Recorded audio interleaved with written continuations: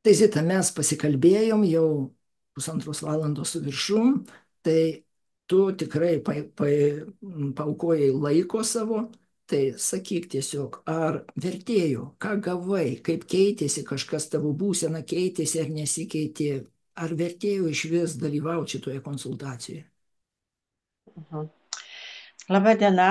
E, Dėkoju Robertu labai už tikrai labai įdomią konsultaciją. Iš karto kažkaip labai lik ir skeptiška buvau, kadangi tikrai labai taip esu ne pirmokė šituose keliuose ir nusprendžiau kažkur, dar kartą kažkur kažkas kažkaip nesudirba ir galvoju, pabandysiu pas Robertą.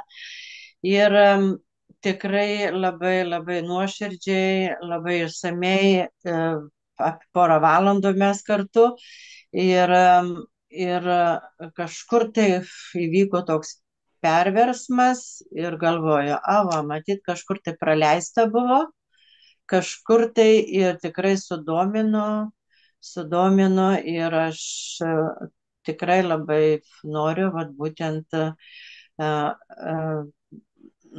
kursų, tų internetinių pakol kas ir tikrai tikiu, kad vat ko gero čia ir bus tas, kur aš šitiek laiko ieškojau. Tikrai labai labai dėkoju ir tikrai labai verta. Tikrai dėkui labai. Ačiū tau, Zita.